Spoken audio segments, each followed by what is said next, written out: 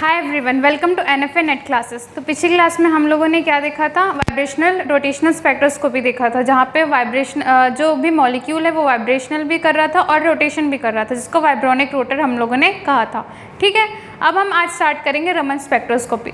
Raman spectroscopy जो है वो भी वाइब्रेशनल रोटेशनल स्पेक्ट्रोस्कोपी की जैसे ही है, बट डिफरेंस क्या आता है? डिफरेंस ये आता है कि यहाँ पर हम लोग पहले वहाँ पे हम क्या देख रहे थे, एब्जॉर्प्शन और एमिशन देख रहे थे। यहाँ पर हम लोग क्या देखेंगे, स्कैटरिंग देखेंगे।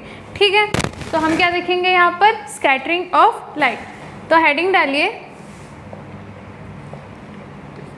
Raman spectroscopy.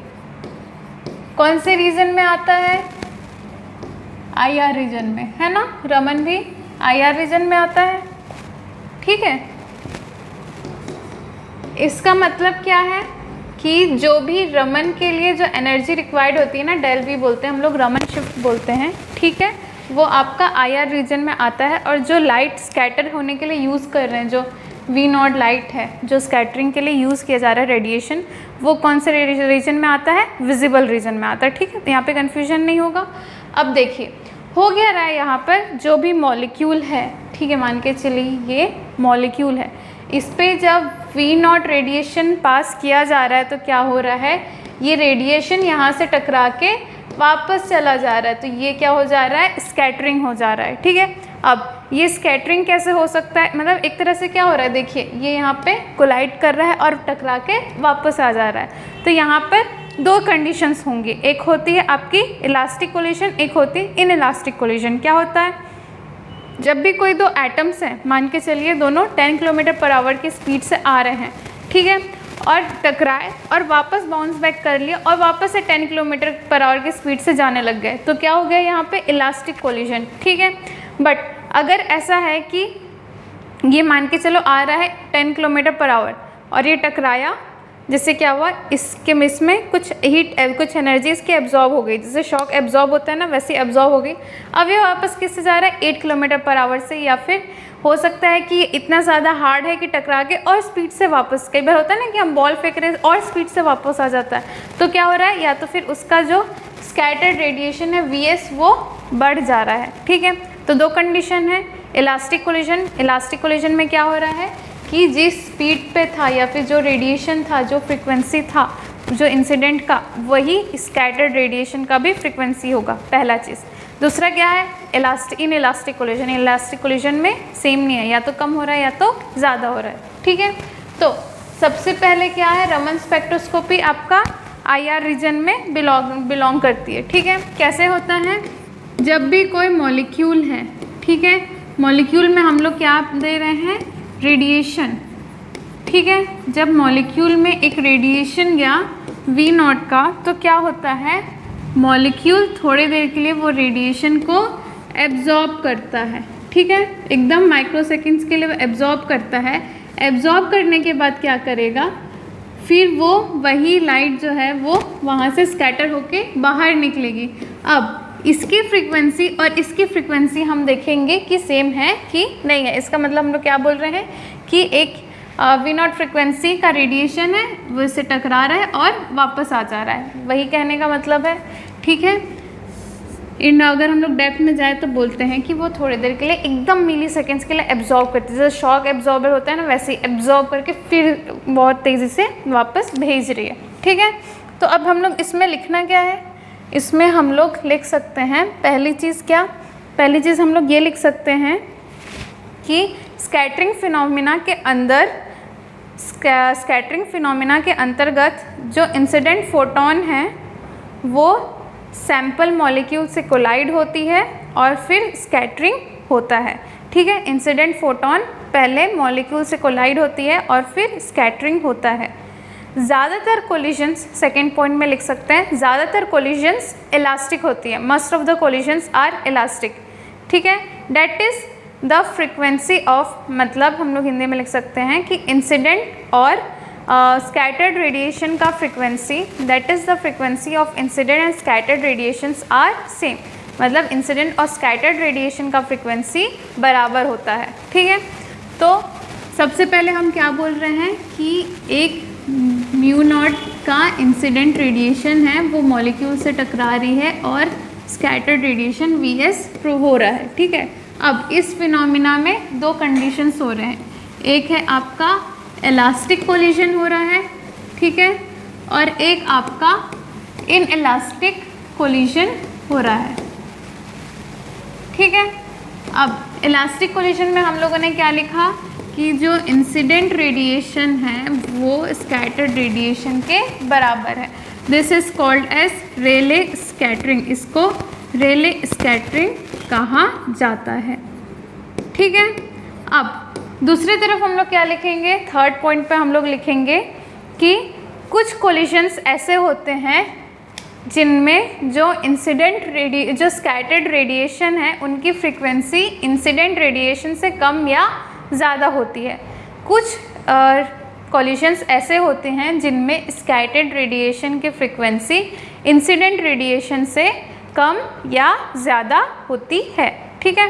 There are few collisions in which the frequency of scattered radiation is more और लेस देन इंसिडेंट रेडिएशन। मतलब इतना तो ऑब्वियस हो गया कि ये इसके बराबर नहीं है, तो फिर दो कंडीशन होगा, या तो ये इससे ज़्यादा होगा या ये इससे कम होगा, है ना। स्कैटर्ड रेडिएशन क्या होगा, या तो उससे कम होगा या उससे ज़्यादा होगा, ठीक है।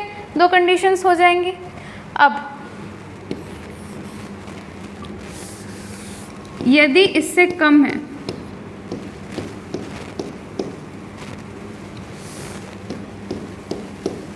तो इसको हम लोग बोलते हैं स्टोक्स लाइन, ठीक है। और यदि इससे ज़्यादा है तो इसको हम लोग क्या बोलते हैं, एंटी स्टोक्स लाइन, ठीक है। अगर कम है तो क्या बोलेंगे, स्टोक्स लाइन, अगर ज़्यादा है तो बोलेंगे एंटी स्टोक्स लाइन, ठीक है।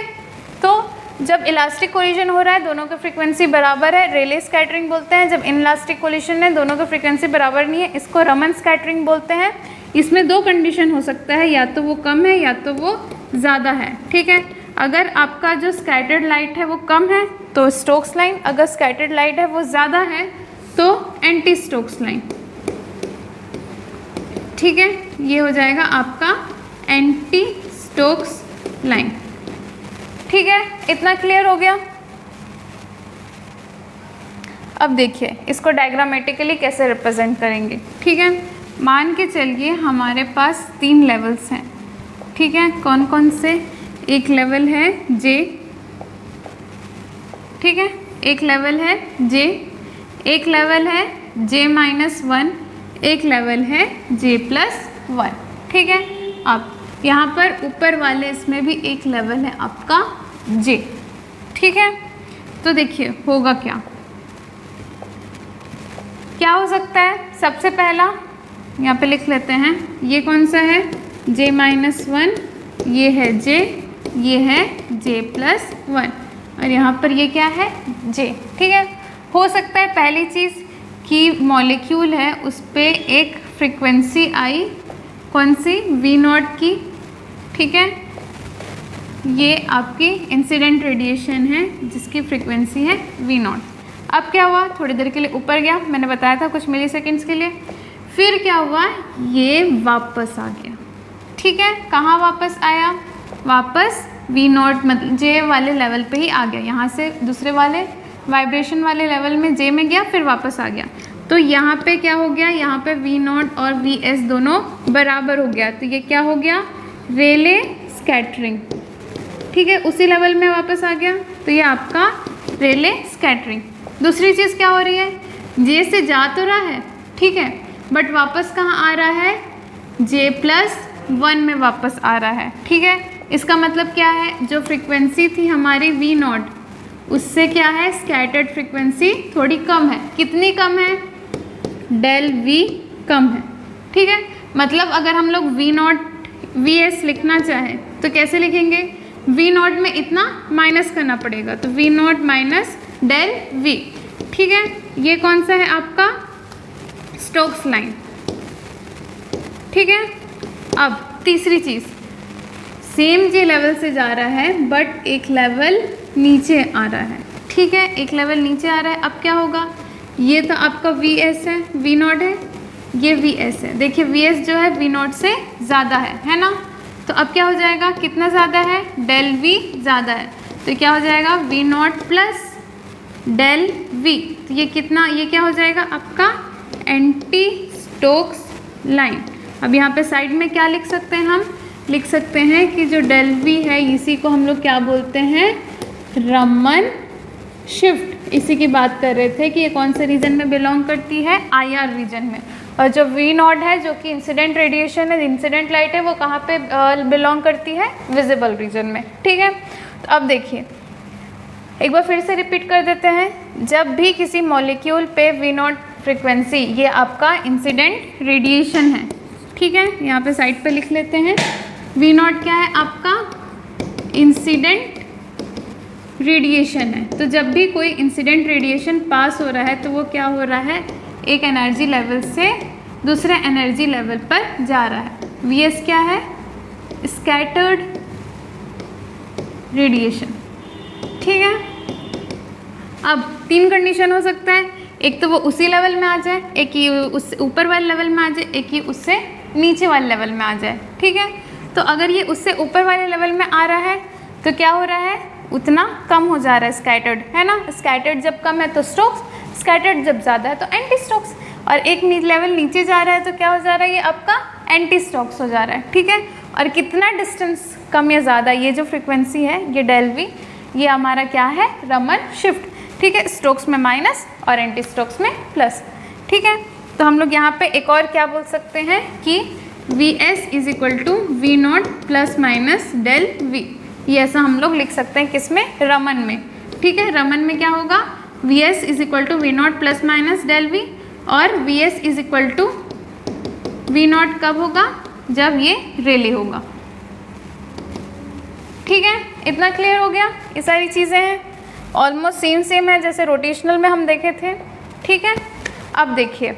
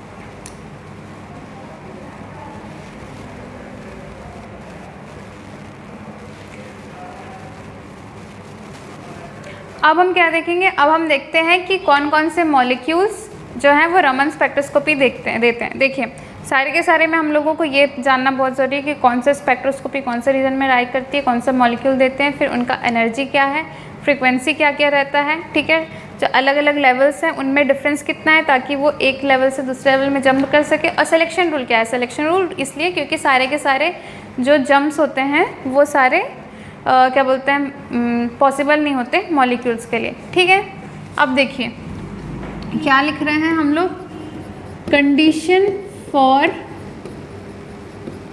रमन स्कैटरिंग। ठीक है, एकदम बेसिक सा कंडीशन है रमन स्कैटरिंग से ले ली। क्या होना चाहिए कि जो रेडिएशन हो रहा है, ठीक है, इसके कारण क्या हो रही है, एक पोलराइजेबिलिटी डेवलप हो रही है। पोलराइजेबिलिटी हम लोग कहाँ पढ़े थे, फजन्स रूल में पढ़े थे। ठीक है, वहाँ पे मैंने लिखवाया भी था पोलराइजेबिलिटी का। तो अब क्या हो रहा है, जो पोलराइजेबिलिटी डेवलप हो रही है उसके कारण, जैसे मान के चलिए HCl मॉलिक्यूल है, तो पोलराइजेबिलिटी डेवलप हो रही है तो क्या हो रहा था, ये एस टाइप से हो जा रहा था ना। तो जो भी मॉलिक्यूल है, ठीक है, उनमें जो डायपोल मोमेंट है वो जनरेट होना चाहिए, वो ज़ीरो नहीं होना चाहिए। ठीक है, हम लोग क्या बोलेंगे, ड्यूरिंग वाइब्रेशन और rotation if the polarisability of molecule is changed during vibration और रोटेशन, वाइब्रेशन या रोटेशन के दौरान अगर मॉलिक्यूल की पोलराइजेबिलिटी चेंज होती है तो मॉलिक्यूल क्या होगा, रमन एक्टिव। ठीक है, तो हम लोग क्या लिखेंगे, D alpha by D theta not equal to 0। ठीक है, जो D alpha by D theta है वो 0 के बराबर नहीं होना चाहिए, तब वो रमन एक्टिव है। ठीक है, अब इनका सेंटेंस जो एक्चुअली आपको लिखना है, क्या लिखना है, एक तो रमन एक्टिव में दो चीज़ें हैं। ठीक है, एक तो रोटेशन होगा तब और एक वाइब्रेशन होगा तब। ठीक है, तो लिखिए सारे सारे मॉलिक्यूल्स, स्फेरिकल टॉप मॉलिक्यूल्स को छोड़ के ऐसा लिखें, सारे गैशियस मॉलिक्यूल्स ब्रैकेट में except spherical top molecules. Spherical top में कौन कौन से आते हैं, टेट्राहेड्रल, ऑक्टाहेड्रल और आइकोसाहेड्रॉन।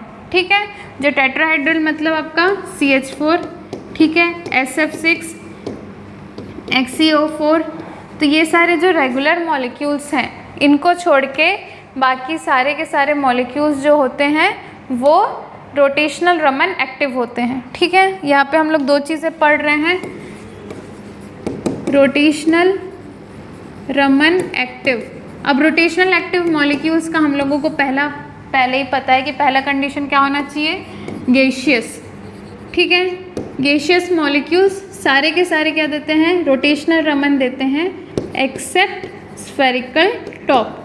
इसका मतलब क्या है, इसका मतलब ये है कि एग्जाम्पल CO2 जो है हम लोग जब देख रहे थे तो म्यू की वैल्यू क्या थी, 0 थी। क्यों, क्योंकि इधर भी म्यू से ये खींच रहा था, इधर भी म्यू था, इसका डायपोल मोमेंट जब 180 डिग्री रहता है तो ये क्या हो गया, म्यू माइनस म्यू जो था वो 0 हो गया। ठीक है, 180 डिग्री उधर -180 डिग्री में इधर म्यू, इधर माइनस म्यू करके 0 हो गया।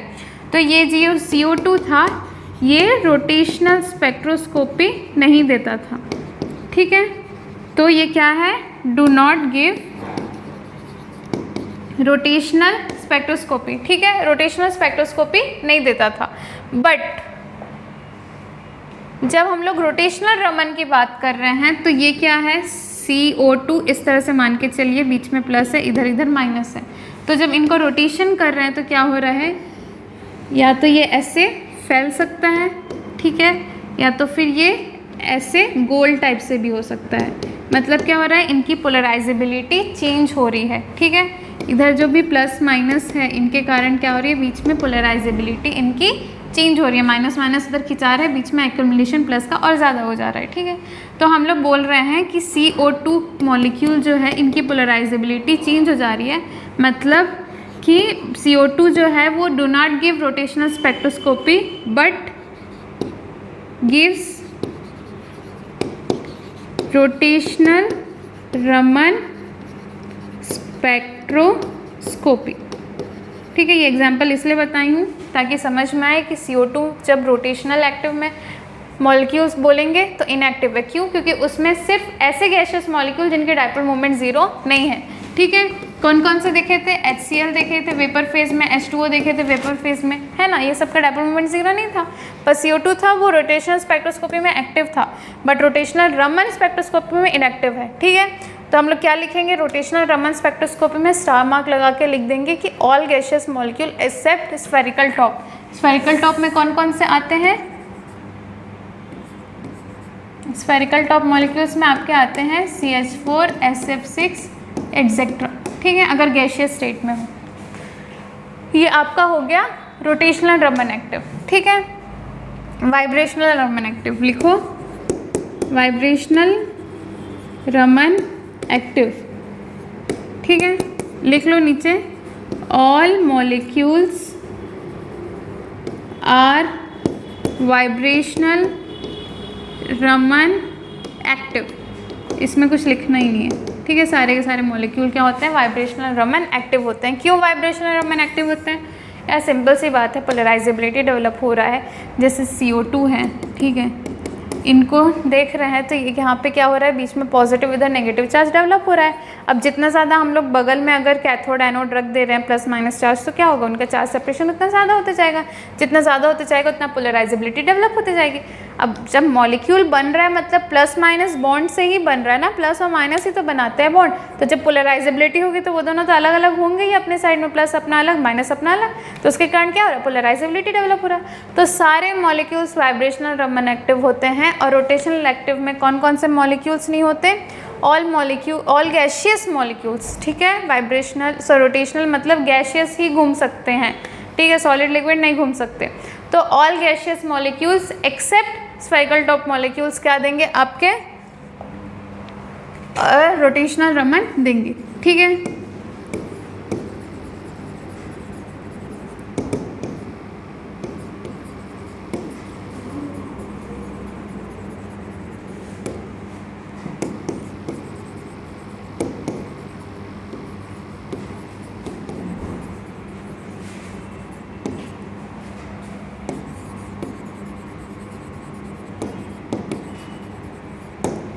ठीक है, हम लोग को देखना है कि कौन कौन से रोटेशनल रमन एक्टिव हैं, कौन कौन से नहीं हैं, ठीक है।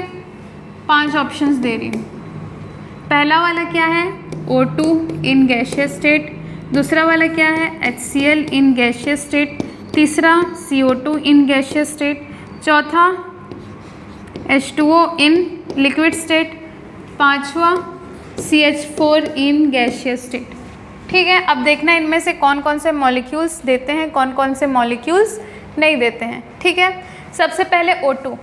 O2 क्या है, डायटोमिक। डायटोमिक का डायपोल मोमेंट 0 होता है, बट पोलराइजेशन जब होती है तब ऑक्सीजन में भी एक में प्लस डेल पॉजिटिव और एक में डेल नेगेटिव चार्ज डेवलप हो ही जाता है, ठीक है।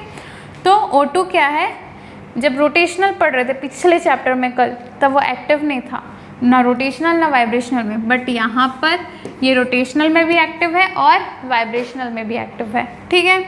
HCl गैसियस स्टेट में है, ठीक है, रोटेशनल भी एक्टिव है, वाइब्रेशनल भी एक्टिव है, ठीक है। रोटेशनल भी एक्टिव है और वाइब्रेशनल भी एक्टिव है, पूरा लिख लेना वरना कन्फ्यूजन हो जाएगा। CO2 गैस अभी बताई, रोटेशनल में भी एक्टिव है, वाइब्रेशनल में भी एक्टिव है। H2O लिक्विड फॉर्म में, लिक्विड फॉर्म मतलब रोटेशनल इनएक्टिव, ये पहला वाला जो क्राइटेरिया है वही फुलफिल नहीं कर पा रहा है, तो ये रोटेशनल इनएक्टिव है। बस सारे के सारे मॉलिक्यूल वाइब्रेशनल एक्टिव होते हैं। रोटेशनल यहाँ पे रमन लिख लेना पूरा, ठीक है, वरना कन्फ्यूजन होगा। वाइब्रेशनल रमन, यहाँ पर भी रोटेशनल रमन, ठीक है, हम लोग रमन की बात कर रहे हैं। CH4 ये क्या है, स्फेरिकल टॉप मॉलिक्यूल है। स्फेरिकल टॉप मॉलिक्यूल है मतलब रोटेशनल इनएक्टिव, मतलब अगर मीथेन गैस देखें तो रोटेशनल इनएक्टिव मॉलिक्यूल होगा, रोटेशनल रमन इनएक्टिव। बट सिर्फ रोटेशनल देखेंगे तो ये हाँ उसमें भी इनएक्टिव होगा, डायपोल मोमेंट तो 0 होगा इसका। और vibrational Raman active, vibrational Raman क्या है, ये एक्टिव है, ठीक है। अब क्लियर हो गया कौन कौन से मॉलिक्यूल्स एक्टिव है, कौन कौन से इनएक्टिव है। एक दो और एग्जाम्पल देख लेंगे, क्या देख सकते हैं, SF6 दे सकते हैं, ये क्या है, rotational Raman inactive. Vibrational Raman सारे के सारे मॉलिक्यूल्स एक्टिव हैं, याद रखना। रोटेशनल में गैशियस मॉलिक्यूल्स को छोड़ के सारे इनएक्टिव, गैशियस में सिर्फ स्फेरिकल टॉप मॉलिक्यूल हैं जो इनएक्टिव है, बाकी सारे के सारे एक्टिव हैं, ठीक है। क्लियर हो गया। अब नेक्स्ट हम लोग डिटेल में सबसे पहले पढ़ते हैं रोटेशनल रमन स्पेक्ट्रोस्कोपी, ठीक है, रोटेशनल रमन स्पेक्ट्रोस्कोपी, ठीक है। तो यहाँ पे नीचे फिर से एक बार और लिखना चाहे तो लिख सकते हो कि all gaseous molecules except spherical top molecules give rotational Raman spectroscopy, ठीक है। दूसरी चीज़ क्या लिख सकते हैं कि even homodiatomic molecules H2O2 N2 etcetera also give rotational Raman spectroscopy, ठीक है, क्योंकि वहाँ पे नहीं दे रहे थे, यहाँ पे ये दे रहे हैं। तीसरी चीज़ हम लोग क्या लिखेंगे, एनर्जी, ठीक है। एनर्जी का लेवल क्या होता है, सेम BJ+1, ठीक है। अब नेक्स्ट हम लोग क्या लिखेंगे, सिलेक्शन रूल। यहाँ पर थोड़ा डिफरेंस है, क्या है, सिलेक्शन रूल क्या था पहले याद है, क्या था, 0 ± 1। सिलेक्शन रूल बहुत इजी लगता है बट कन्फ्यूजन यहीं पे ही होती है, ठीक है, क्योंकि कहाँ पे ±1 है, कहाँ पे ±2 है, कहाँ पे ±3 है, कहीं पे 0 है, कहीं पे नहीं है, यहीं पर ही कन्फ्यूजन हो जाता है, ठीक है। तो यहाँ पे क्या है, 0 ± 2, ठीक है, ∆J = 0 ± 2, ये आपका सिलेक्शन रूल है, याद रहेगा? ठीक है, अब इसको फिर से वापस दो पार्ट में डिवाइड करेंगे, एक डेल जे जब 0 है और एक डेल जे जब ±2 है। ठीक है, डेल जे जब 0 है तो क्या हो जाएगा, डेल ई भी 0 हो जाएगा। ठीक है, डेल जे जब 0 है तो डेल वी 0 हो जाएगा। तो ये क्या हो जाएगा आपका रेले स्कैटरिंग। ठीक है, डेल जे जब 0 है तो V S is equal to V naught, ये है रेले स्कैटरिंग। अब इसमें दो कंडीशन है, क्या? एक तो del J is equal to -2 और एक है del J is equal to +2। ठीक है, जब आपका एनर्जी लेवल में डिफरेंस क्या है 2 का, ठीक है, तो वहाँ पे फॉर्मूला क्या हो जाता है हमारा, दूसरा हो जाता है।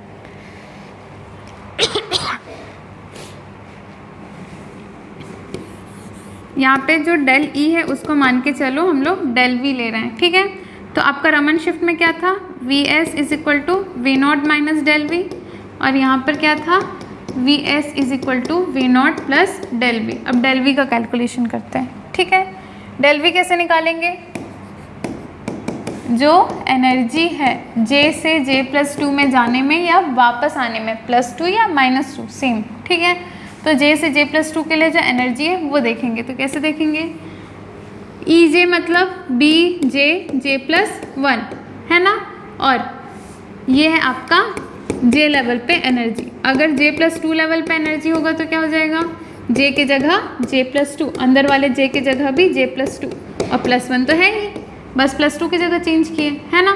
तो क्या हो जाएगा BJ+2 J+4। ठीक है, अब हम लोग क्या कर रहे हैं, माइनस कर रहे हैं, तो क्या करेंगे, J+2 माइनस EJ करेंगे तो क्या आ जाएगा, B, ये दोनों को इंटू करते हैं, J² प्लस 6J प्लस 4 2 ज़ा 8, सॉरी ये तो 3 है, J² प्लस 5J प्लस 6। कैसे किए हैं, इसको इससे इंटू, इसको इससे इंटू, इसको इससे इंटू, इसको इससे इंटू।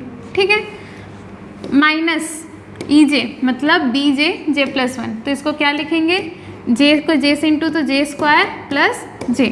ठीक है, तो ब्रैकेट ओपन किए, BJ² plus 5BJ plus 6B minus BJ² minus BJ, minus into plus minus, तो ये इससे कट के कितना हो गया 4BJ, और यहाँ पे क्या बच गया प्लस 6B, ये और ये कट गया, है ना। तो क्या बचा हमारा,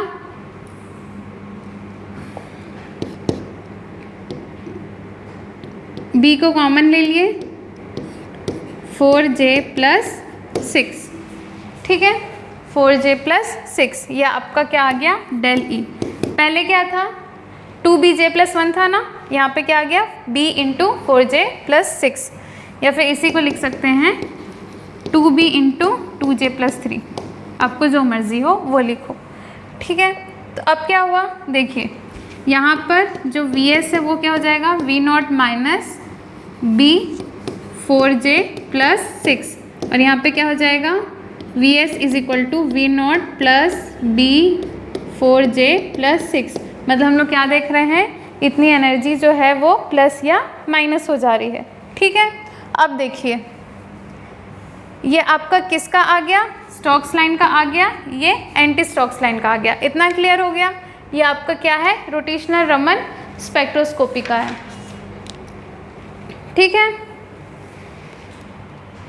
तो अगर हम लोग डायग्राम बनाना चाहें तो कैसे बनाएंगे, ये मान के चलिए ये लाइन है, पहला वाला क्या है आपका V0। ठीक है, तो दूसरा क्या होगा, ये आपका एंटी स्टोक्स लाइन के लाइंस हैं।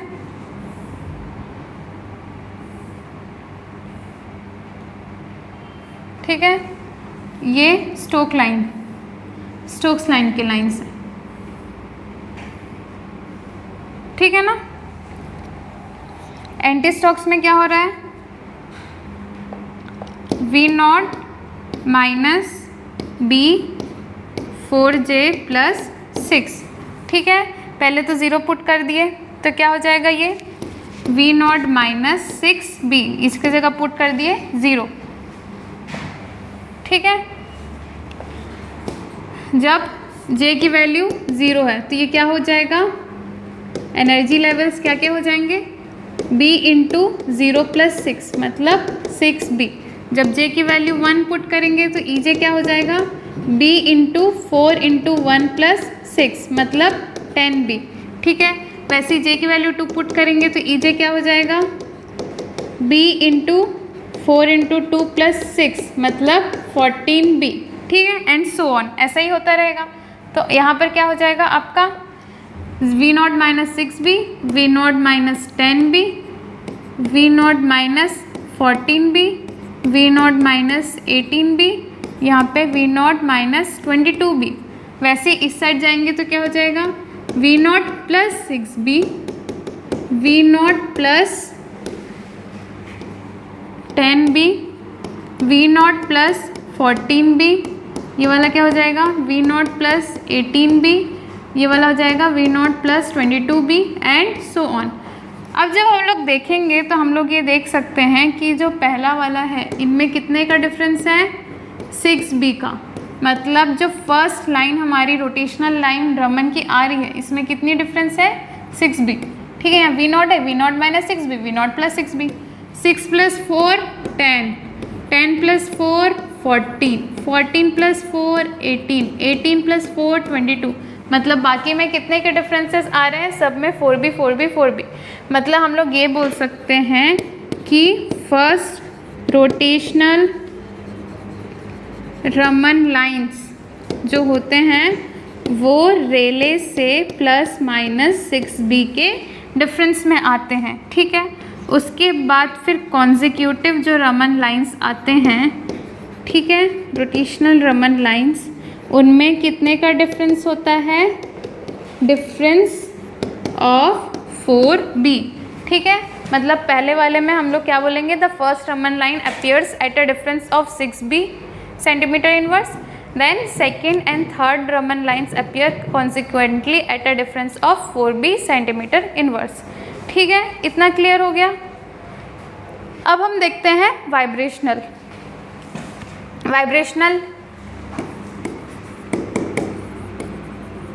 रमन स्पेक्ट्रोस्कोपी। सेम है, क्या है आपका, सबसे पहला तो लिख लेंगे कि all molecules give vibrational Raman spectroscopy. ठीक है, दूसरा हम लोग क्या लिखेंगे, selection rule.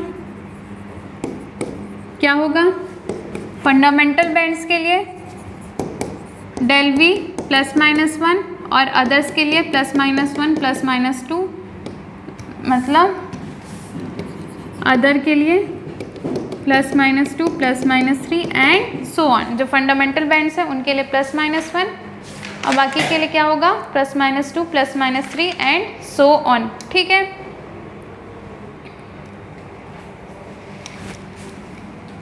Zero plus minus 1। ठीक है, अब देखिए क्या हो रहा है आपका, ये सिलेक्शन रूल हो गया। एनर्जी क्या होता है, एनर्जी होता है V plus 1/2 omega E minus V plus 1/2 का whole square omega E XE centimetre inverse. ठीक है, ये आपका क्या हो गया, एनर्जी।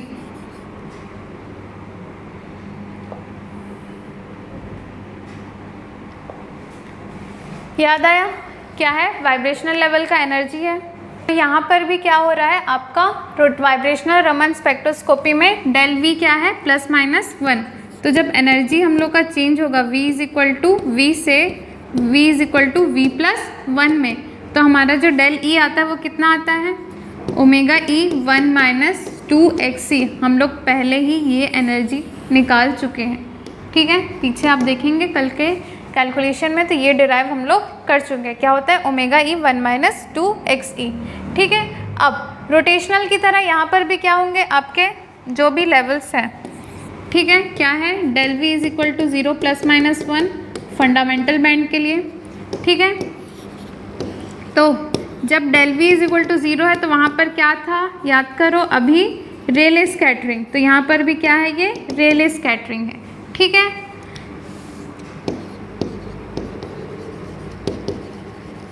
अब del we is equal to plus minus 1, इसमें क्या हो सकती हैं, दो चीज़ें हो सकती हैं। ठीक है, दो चीज़ें क्या हो सकती हैं, एक तो del we is equal to plus 1, एक होता है del we is equal to minus 1। तो del we is equal to plus 1 में क्या हो जाएगा, जो स्कैटर्ड रेडिएशन था वो क्या था, वी नॉट में माइनस डेल वी था ना, ये -1 del we is equal to plus 1। तो यहाँ पर क्या था, -1 minus 2xc omega e, omega e 1 minus 2xc जो था यहाँ पे माइनस कर दिए और यहाँ पर वो चीज़ प्लस कर दिए, किसमें, वी नॉट में। यही तो था ना, जो लाइंस थे, 3 लाइंस हम लोगों ने देखे थे, एक अगर उसी में वापस आ गया तो डेल वी की वैल्यू 0, क्या है आपका रेले स्कैटरिंग। जब एक ऊपर में आया तो क्या है, ये डेल वी है। ठीक है, क्या हो जाएगा, जो शिफ्ट है वो 1 माइनस 2xc कम हो जाएगा, और अगर एक नीचे आ गया, ठीक है, तो क्या हो जाएगा, इतना प्लस हो जाएगा। ठीक है, 1 माइनस 2xc ओमेगा ही 1 माइनस 2xc प्लस हो जाएगा। तो ये सेम हो गया आपका किसका, वाइब्रेशनल और रोटेशनल का। ठीक है, अब हम लोग क्या देखेंगे, वाइब्रेशनल रोटेशनल स्पेक्ट्रोस्कोपी दोनों जब एक साथ होते हैं तो। ठीक है, तो अब नेक्स्ट क्या डालेंगे, vibrational rotational Raman spectroscopy. Next topic डालिए, वाइब्रेशनल रोटेशनल रमन स्पेक्ट्रोस्कोपी।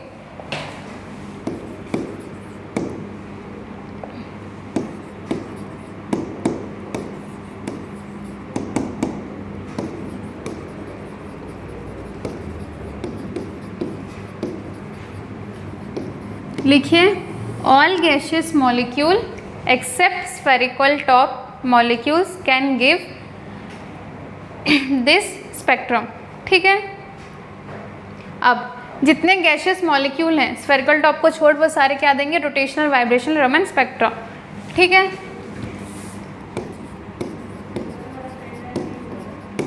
क्यों देगा, क्योंकि वाइब्रेशनल तो सभी मॉलिक्यूल्स देते हैं, बस रोटेशनल का जो कंडीशन है उसको एज इट इज हम लोग लिख लिए। दूसरा सिलेक्शन रूल आपका क्या हो जाएगा, del we is equal to 0 plus minus 1, del J is equal to 0 plus minus 2। ठीक है, तो नीचे लिख लो कि due to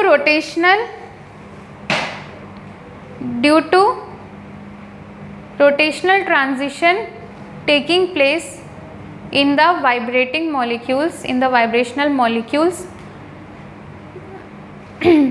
the Stokes and anti-Stokes line further split into various branches। ठीक है, क्या हो रहा है कि जो स्टोक्स और एंटी स्टोक्स लाइन है वो और फर्दर अलग अलग ब्रांचेस में शिफ्ट हो रही है। ठीक है, तो जब डेल वी की वैल्यू 0 है तो ये क्या है आपका रेले, डेल वी की वैल्यू 0 है, डेल जे की वैल्यू 0 है। ठीक है, आपका क्या आ गया, रेले आ गया। अब जब del we is equal to plus minus 1 है तब क्या हो रहा है, इसमें रोटेशनल के कारण फर्दर स्प्लिटिंग आ रही है। यही देखे थे ना हम लोग रोटेशनल वाइब्रेशन में भी, कैसे स्प्लिटिंग आ रही है, एक तो -2 के कारण, एक 0 के कारण और एक +2 के कारण। ठीक है, 0 और एक +2 के कारण। तो अब क्या है, एनर्जी देखते हैं। जब J इज इक्वल टू 0 है तो क्या हो जाएगा, वाइब्रेशन के कारण कौन सी एनर्जी थी, जो एनर्जी थी वो थी ओमेगा ई 1 माइनस 2xe। ये एनर्जी थी हमारे पास ऑलरेडी, है ना, क्या थी, ओमेगा ई 1 माइनस 2xe थी हमारे पास। ठीक है, अब क्या होगा, जब J इज इक्वल टू -2 था तो क्या था हमारा, ये जो है ये क्या हो जाएगा, ओमेगा ई 1 माइनस 2xe में -B4J + 6, जो एनर्जी हमारी निकली थी उसको माइनस कर दिए। यहाँ पर क्या करेंगे, ओमेगा ई 1 माइनस 2xe में क्या करेंगे, इसको प्लस कर देंगे। किसको प्लस करेंगे, जो हमारा एनर्जी है, क्या, B 4J+6 उसको प्लस कर देंगे तो ये क्या बन जाएगा, O ब्रांच, बीच में हमारा Q ब्रांच आएगा और लास्ट में हमारा S ब्रांच। ठीक है, वहाँ पे क्या था, PQR ब्रांच था, PQR, इसमें क्या है OQS। ठीक है, वहाँ पे क्या था 2BJ+1 था, यहाँ पे B 4J+6 है, यहाँ पे माइनस हो रहा है, यहाँ पे कुछ भी नहीं, वहाँ पे प्लस हो रहा है। ठीक है, इतना क्लियर हो गया। तो ये हमारा आज वाइब्रेशनल रमन स्पेक्ट्रोस्कोपी भी ख़त्म होता है। कल से हम क्या करेंगे, NMR स्टार्ट करेंगे। NMR स्टार्ट करने से पहले कुछ क्वेश्चंस देख लेंगे, यहाँ तक के रोटेशनल के शायद उतने क्वेश्चंस नहीं आते हैं। ठीक है, IR के बहुत ज़्यादा अच्छे से क्वेश्चन आते हैं। स्ट्रेचिंग फ्रीक्वेंसी बार बार डेली रिवाइज करते रहिएगा, याद करते रहिएगा। ठीक है, तो आज के लिए बस इतना ही। Thank you so much.